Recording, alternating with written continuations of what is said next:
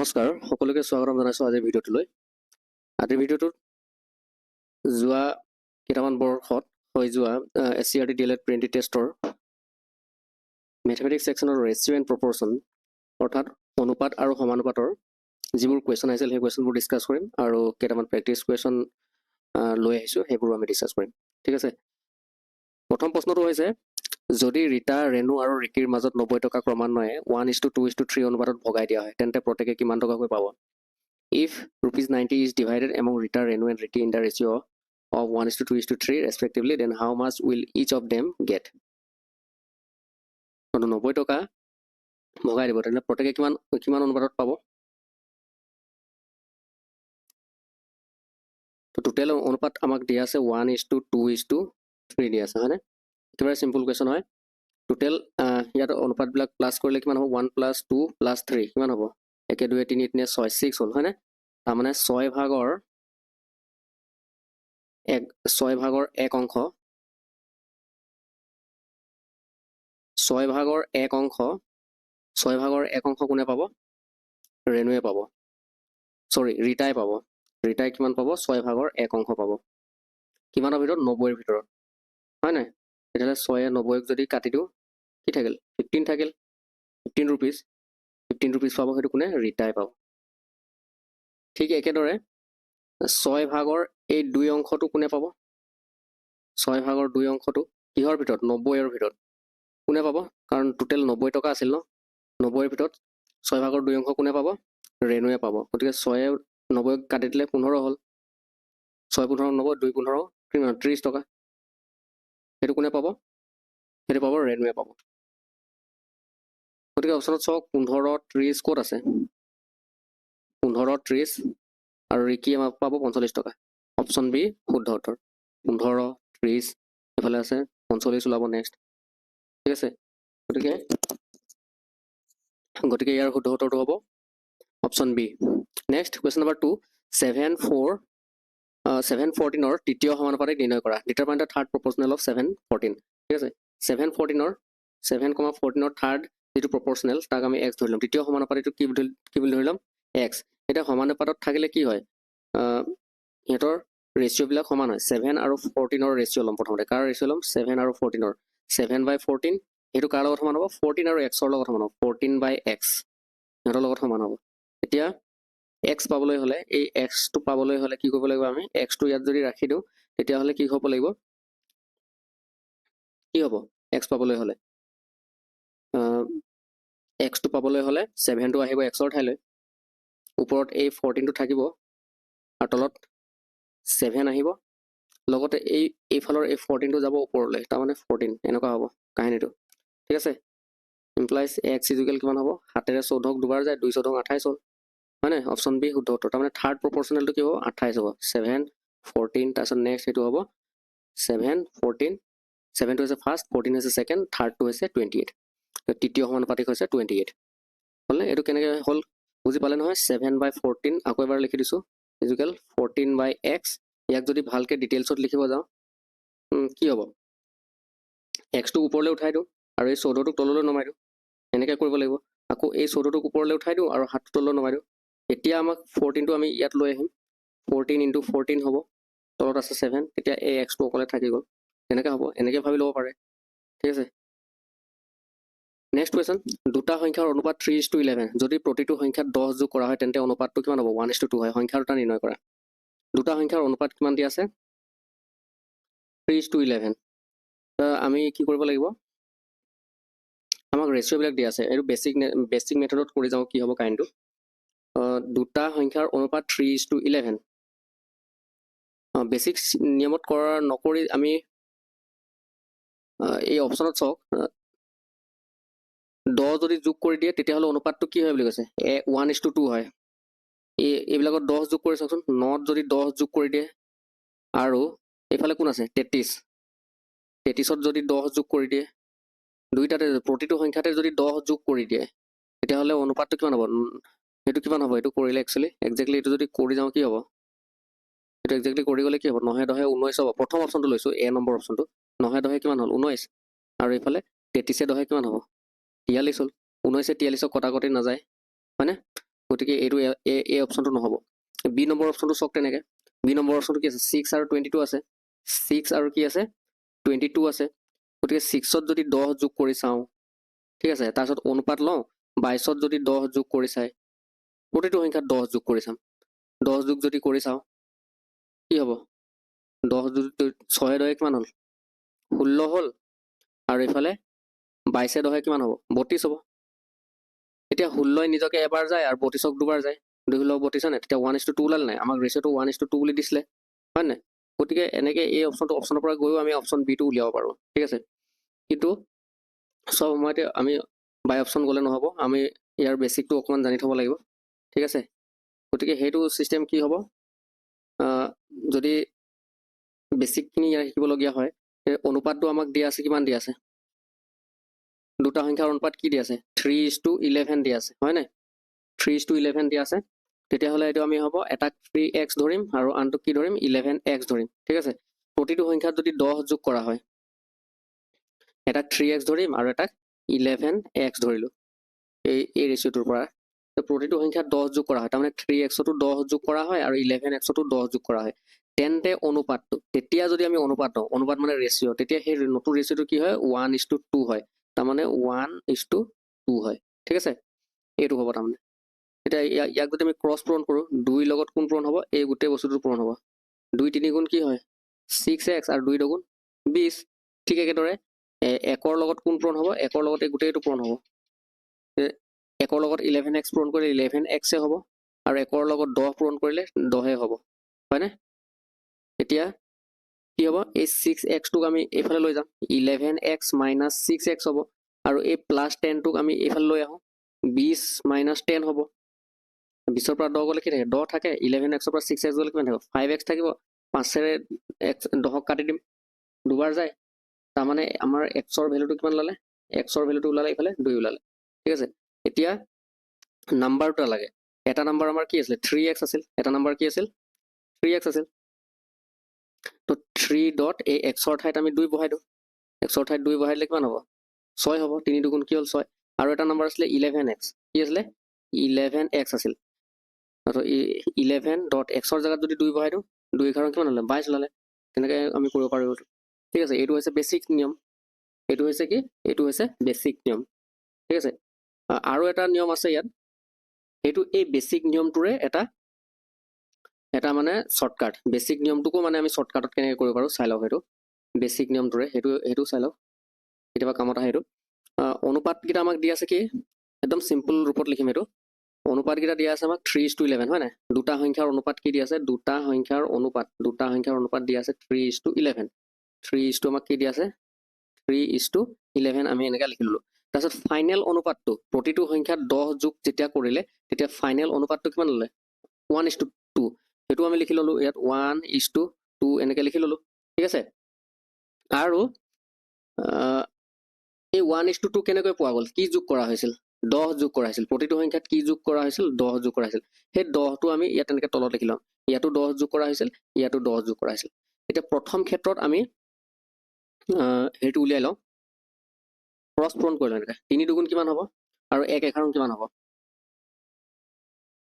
তো ইয়াৰ অৰ্থটো হ'ল 3 2 গুণ কিমান হ'ব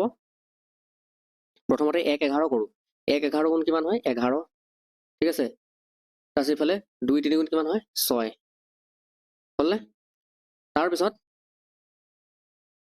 ইহঁতৰ ডিফাৰেঞ্চটো চাওক 11 আৰু 6ৰ ডিফাৰেঞ্চটো কিমান ওলাইছে 5 ওলাইছে ঠিক আছে 11 আৰু 6ৰ ডিফাৰেঞ্চ ওলাইছে 5 এতিয়া নেক্সট আমি এইটোত কৰোঁ এনেকৈ ক্ৰছ পূৰণ কৰিম 2 2 গুণ কিমান হ'ব 2 আৰু 10 পূৰণ কৰিলে কিমান হ'ব 20 হয় আৰু এইফালে 1 আৰু 10 পূৰণ কৰিলে ক্ৰছ পূৰণ কৰিলে কি হ'ব 1 আৰু 10 এনেকৈ ক্ৰছ পূৰণ কৰিলে কি হ'ব 10 ওলাব 1 2 গুণ 10 হয় 20 আৰু 10ৰ ডিফাৰেঞ্চ কিমান হ'ব 20 আৰু 10ৰ ডিফাৰেঞ্চ কিমান হ'ব 20 আৰু 10ৰ ডিফাৰেঞ্চ হ'ব 10 গতিকে আমাৰ 5ৰ ভেলুটো কি ওলাইছে ইণ্টাৰলিংক কৰি 5ৰ ভেলুটো ওলাইছে 10 ওলাইছে 5ৰ ভেলুটো কি ওলাইছে 10 ঠিক আছে 5ৰ ভেলুটো ওলাইছে 10 তেতিয়াহ'লে 1ৰ ভেলুটো কি হ'ব 1ৰ ভেলুটো কি হ'ব 5ৰে 10ক কেইবাৰ যায় দুবাৰ যায় নাই তাৰমানে 1ৰ ভেলুটো 2 ওলালে যদি 1ৰ ভেলুটো 2 হয় তেতিয়াহ'লে আমাৰ মেইন ৰেচিঅ'টো কি দিয়া আছিলে মেইন ৰেচিঅ'টো আমাক দিয়া আছিলে 3:11 দিয়া আছিলে মেইন ৰেচিঅ'টো আমাক কি দিয়া আছিলে 3:11 তাৰমানে 3 লাগে আৰু 11 লাগে একটো যদি আমাৰ 2 হয় একটো যদি 2 হয় তেতিয়াহ'লে 3টো কিমান হ'ব 3 2 গুণ 6 হ'ব আৰু 11টো কি হ'ব 2 11 22 হ'ব হয় নাই একৰ ভ্যালুটো যদি 2 হয় তাৰমানে 3ৰ ভ্যালুটো কি হ'ব সেই 2 পূৰণ কৰি দিব লাগিব এই 2টো পূৰণ কৰি দিব লাগিব 11টো 2 পূৰণ কৰি দিব লাগিব 2 11 22 এনেকৈ কৰিলে আমাৰ এই কুৱেশ্যনটো কৰিব পাৰে গতিকে এই যিটো অপশ্যন এইটো যে থাৰ্ড নিয়মত যে কৰিলো এই নিয়মটো এই বেছিকৰে এটা শৰ্টকাট হয় বেছিক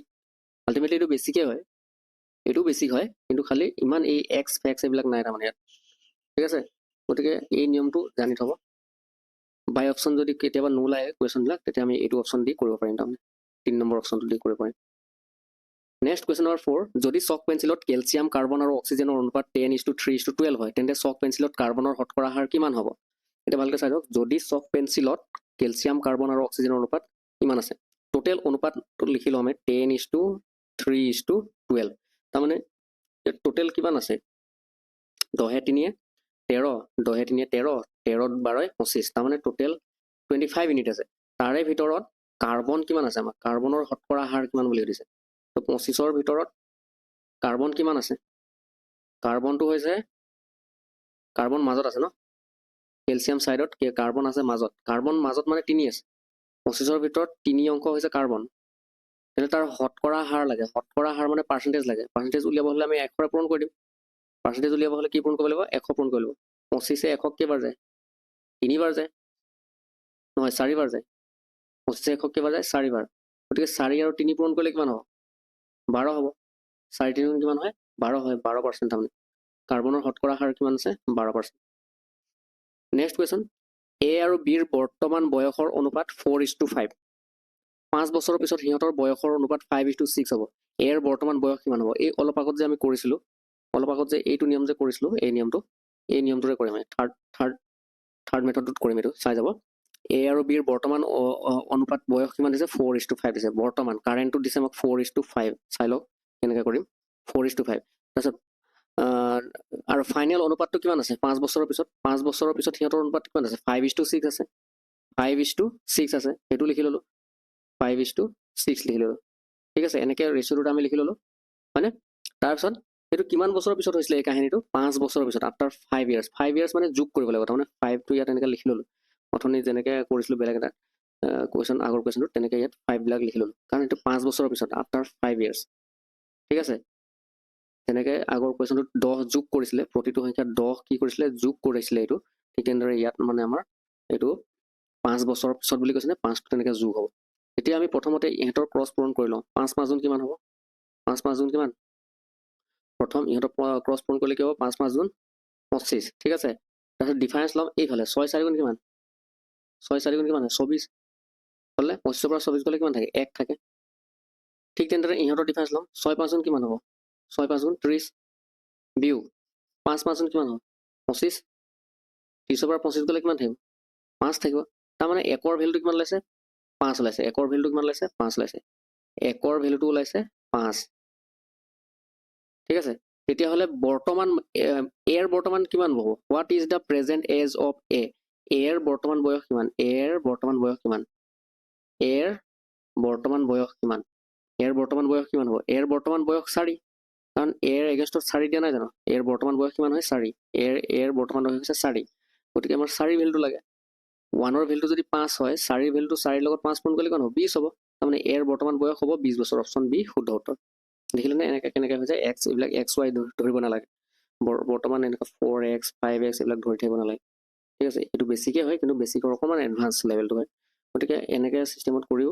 মানে আপোনালোকে প্ৰচিড কৰিব পাৰে কুৱেশ্যনটো নেক্সট এতিয়া কেইটামান প্ৰেক্টিছ কুৱেশ্যনছ লৈ আহিছোঁ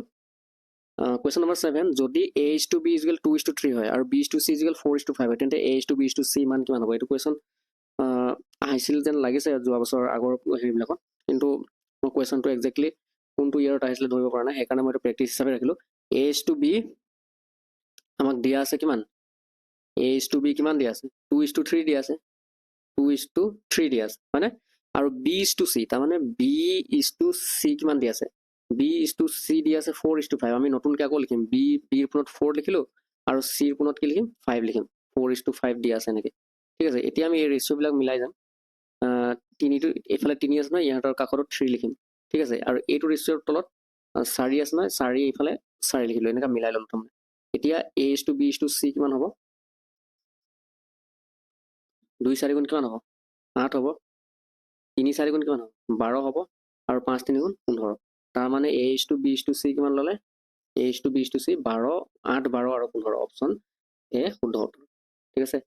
next question number 8 A B আৰু C এ নিজৰ মূলধন 3:4:6 অনুপাতত বিনিয়োগ কৰিলে যদিও তেওঁলোকৰ লাভৰ অংশ সমান তেওঁলোকৰ বিনিয়োগৰ সময়সীমাৰ অনুপাত কি হ'ব লাগে তো লাভটো কি হয় একচুৱেলি যদিও তেওঁলোকৰ লাভৰ অংশ সমান তেওঁলোকৰ বিনিয়োগৰ সময়সীমাৰ অনুপাত কি হ'ব লাগিব এনেকুৱা হ'লে কি হয় লাভটো কেনেকৈ ওলায় আপোনালোকে মন কৰিব লাভ এইটো ফৰ্মুলা নহয় একচুৱেলি লাভ আমাৰ কেতিয়া হয় লাভ কেনেকৈ ওলাব লাভ কিমান বেছি হ'ব বা কিমান কম হ'ব যেতিয়া মূলধনৰ লগত সময়টো ইনটু হৈ থাকিব ইনটু মানে কি মানে এইটো একচুৱেলি ফৰ্মুলা নহয় ইয়াৰ এই লাইনটোৰ অৰ্থটো বুজিবলৈ আপোনালোকে চেষ্টা কৰক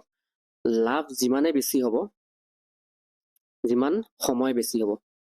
মূলধনটো সময়ৰ লগত যিমানে বেছি ইনভেষ্ট কৰিব তাৰমানে তেতিয়াই আপোনালোকৰ লাভটো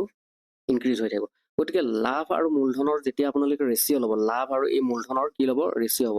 তাৰমানে লাভ বাই যেতিয়া মূলধন কৰিব লাভ বাই যেতিয়া কি কৰিব মূলধন কৰিব তেতিয়া আমাৰ সময়ৰ ৰেচিঅ'টো ওলাই যাব বুজি পাইছেনে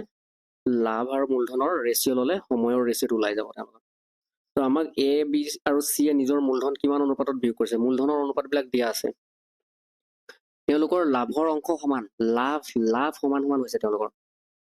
লাভৰ অংশ সমান বুলি কৈছে নে তাৰমানে ইয়াৰ অৰ্থটো কি লাভৰ অংশ সমান এই বাক্যশাৰীৰ অৰ্থটো কি লাভৰ অংশ যে সমান বুলি কৈছে ইয়াৰ অৰ্থটো হৈছে সিহঁতৰ লাভৰ ৰেচিঅ'টো তাৰমানে যিটো লাভৰ ৰেচিঅ' সেইটো 1:1:1 তিনিওটাৰে লাভৰ ৰেচিঅ'টো সমান সমান আছে 1:1:1 সমান সমান তাৰমানে লাভ আৰু সিহঁতৰ কেপিটেল এইটো এৰ কাৰণে এইটো বিৰ কাৰণে এইটো চিৰ কাৰণে আৰু সিহঁতৰ কেপিটেলবিলাক চাই যাওক কেপিটেলবিলাক কি আছে যিটো মূলধনৰ অনুপাত কিমান আছে মূলধনৰ অনুপাত দিয়া আছে 3:4:6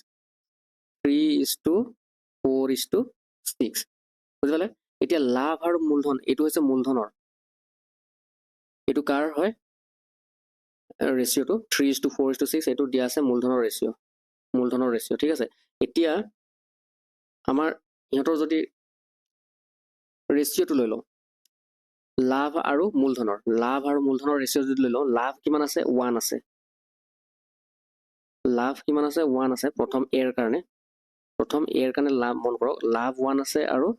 মূলধন কিমান আছে 3 আছে লাভ 1 আছে আৰু মূলধন আছে 3 ঠিক আছে এইটো এটা অনুপাত ল'লো ঠিক একেদৰে বিৰ কাৰণে কিমান আছে লাভ আছে 1 আৰু মূলধন আছে 4 লাভ আছে 1 আৰু মূলধন আছে 4 ঠিক একেদৰে চিৰ কাৰণে কিমান আছে লাভ আছে 1 আৰু মূলধন আছে 6 লাভ 1 আৰু মূলধন আছে 6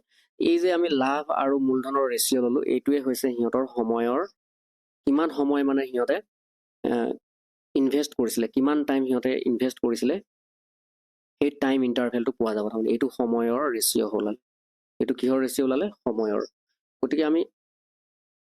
ইয়াত 3 4 আৰু 6 দেখা পাইছোঁ 3 আৰু 6টো যদি আঁতৰ কৰিবলৈ বিচাৰোঁ তেতিয়াহ'লে আমি এইবিলাকৰ লগত কি পূৰণ কৰিব লাগিব 1/3 লগত 12 পূৰণ কৰিব লাগিব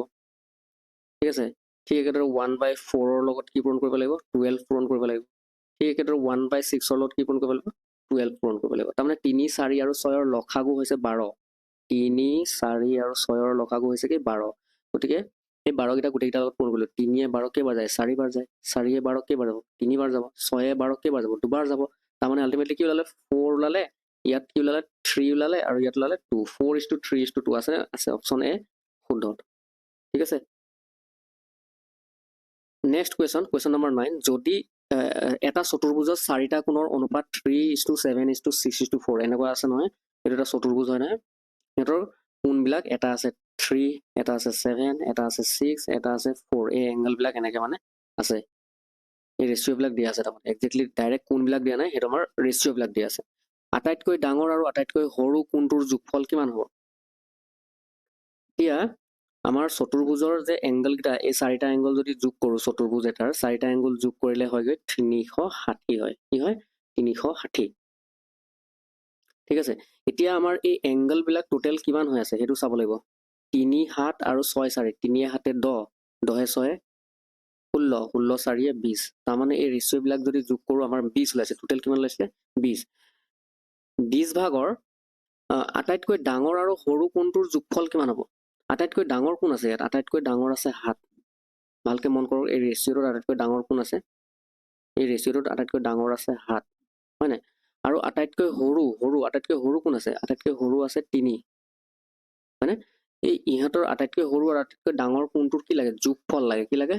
যোগফল ভালকৈ মন কৰক যোগফল লাগে তো আটাইতকৈ ডাঙৰটো হৈছে 7 আৰু আটাইতকৈ সৰুটো হৈছে 3 7 3 কিমান হ'ব যোগফল মানে 10 হ'ল নাই 10 তাৰমানে টোটেল আছিলে 20 ভাগৰ 10 ভাগে ওলাইছে ইহঁতৰ এই আটাইতকৈ ডাঙৰ আৰু সৰুটো যোগ কৰিলে আটাইতকৈ ডাঙৰ আৰু আটাইতকৈ সৰুটো যোগ কৰিলে 10 ওলাইছে এতিয়া আমাৰ টোটেল এংগলটো কিমান থাকে 360 ডিগ্ৰী থাকে চতুৰ্ভুজৰ টোটেল এংগলটো চাৰিটা কোণ যোগ কৰিলে 360 ডিগ্ৰী হয় গতিকে আমি সেই 360 ডিগ্ৰীটো আমি ইয়াত মাল্টিপ্লাই কৰিম এতিয়া ভালদৰে মন কৰক 10ৰে 20ক কেইবাৰ যায় দুবাৰ যায় 2ৰে 360 কেইবাৰ যাব 180 বাৰ যাব তাৰমানে আটাইতকৈ সৰু আৰু আটাইতকৈ ডাঙৰ কোণটো যোগ কৰিলে কিমান হ'ব 180 হ'ব অপশ্যন এ শুদ্ধ উত্তৰ নেক্সট কুৱেশ্যন নম্বৰ 10 কিছু পৰিমাণৰ ধন দুজন ব্যক্তিৰ মাজত 3:5 অনুপাতত ভগাই দিয়া হয় যদি এজন ব্যক্তিৰ অংশ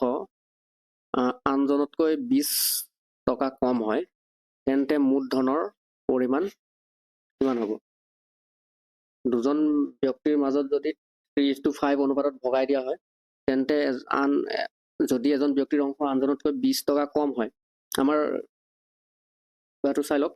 ৰেচিঅ'টো কিমান দিয়া আছে 3:5 দিয়া আছে কিমান দিয়া আছে 3:5 সিহঁতৰ ডিফাৰেন্সটো চাই লওক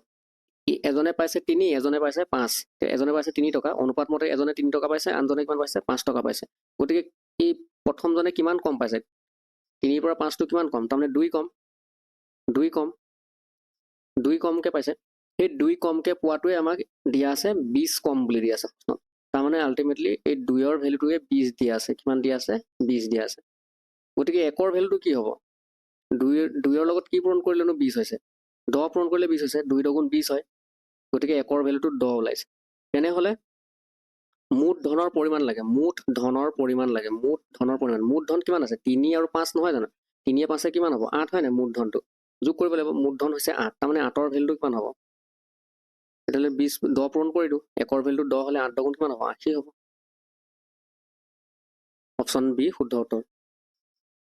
নেক্সট কুৱেশ্যন জৰি এৰ দৈৰ্ঘ্য আৰু জৰি বিৰ দৈৰ্ঘ্য অনুপাত কিমান দিয়া আছে 3:4 তাৰমানে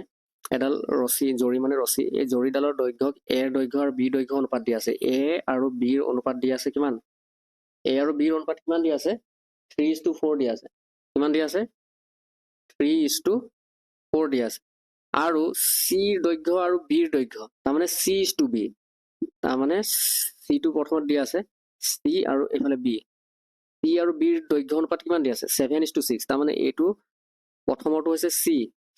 আৰু লাষ্টৰটো হৈছে b তাৰমানে c আৰু বিৰ বুলি কৈছে নহয় ভালদৰে মন কৰক প্ৰথমৰটো হৈছে c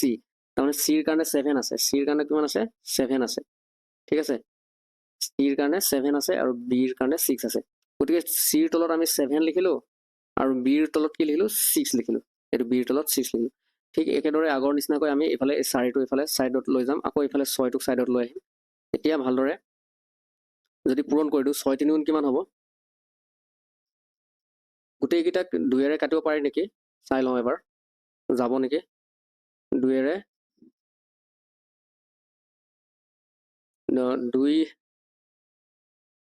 2ৰে যাব চাগে নিশ্চয় 2 3 গুণ কিমান হ'ব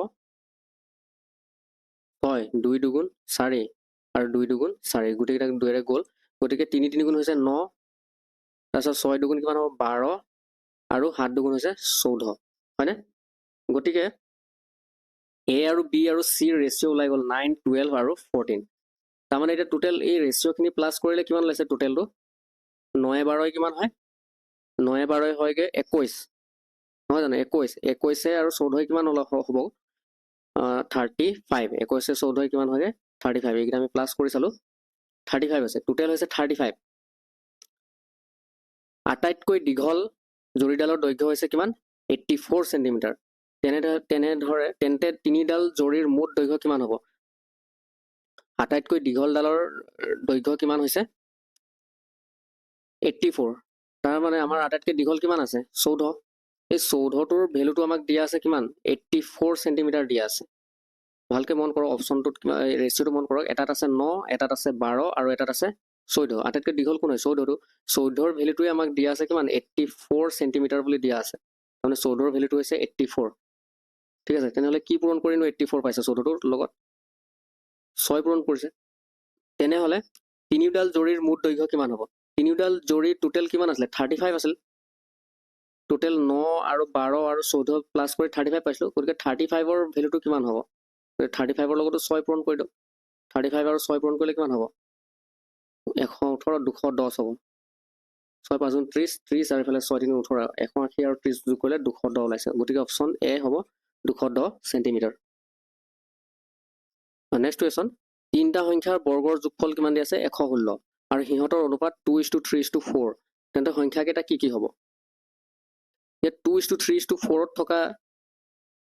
2:3:4 ত থকা এইটো অনুপাতত থকা অপচনত কি আছে ভালকে চাওকচোন অপচনৰ থ্ৰুদি যাও এই ৰেচিওটোক যদি আমি ডাবল কৰি দিও কি কৰি দিও ডাবল 2 ইয়াত 2 পূৰণ কৰি দিও ইয়াত 2 পূৰণ কৰি দিও ইয়াতো 2 পূৰণ কৰি দিও ডাবল যদি কৰি দিও কি ওলাব ৰেচিওটো মানে সংখ্যাবিলাক ওলাব 2 2 গুণ 4 ওলালে 2 3 গুণ কিমান ওলাব 6 হ'ব আৰু 2 4 গুণ কিমান ওলাব 8 ওলাব 4 6 8 ওলাইছে নে তাৰমানে এই 4 6 8 বিলাক এই অনুপাতত 2:3:4 অনুপাতত আছে 2:3:4 অনুপাতত আছে এতিয়া আমাৰ চেক কৰিব লাগে হিহঁতৰ বৰ্গকেইটা যোগ কৰিলে বৰ্গৰ যোগফলটো 116 হয় নে নহয় 4 স্কয়াৰ কৰিলে কিমান হ'ব 16 হ'ব যোগ 6ক স্কয়াৰ কৰিলে কিমান হ'ব 6ক স্কয়াৰ কৰিলে হ'ব 36 আৰু 8ক স্কয়াৰ কৰিলে কিমান হ'ব 64 গতিকে 16 36 আৰু 64 16 36 আৰু 64 যদি প্লাস কৰো আমাৰ 116 ওলাই নে নিশ্চয় ওলাই গতিকে অপচন সি টো হ'ব ইয়াৰ শুদ্ধ উত্তৰ ঠিক আছে এটা অপচন থ্ৰুদি আমি কৰিলো নেক্সট কোৱেশ্চন নম্বৰ 13 যদি x:y = 3:5 হয় আমাক দিয়া আছে x আৰু y ৰ অনুপাত কিমান দিয়া আছে 3:5 দিয়া আছে আমাক কিমান দিয়া আছে 3:5 তাৰ মানে x ৰ ঠাইত আমি 3 বহাম আৰু y ৰ ঠাইত 5 বহাম তেনেহলে কাৰ অনুপাত লাগে 3x + 4y অনুপাত 8x + 5y আমাক অনুপাতটো লাগে গতিকে ইয়াত x ৰ ঠাইত 3 বহাই পাওঁ 3.3 + 4. y মানে কিমান আছে 5 আছে অনুপাত চিন দিলো আকৌ 8. x ৰ ঠাইত 3 বহাই দিলো 5. y ৰ ঠাইত কি বহাম 5 বহাম গতিকে এইটো কৰিলে কি হ'ব 3 3 গুণ 9 আৰু 4 5 গুণ 20 9 এ 20 কিমান হ'ব 29 হ'ল অনুপাত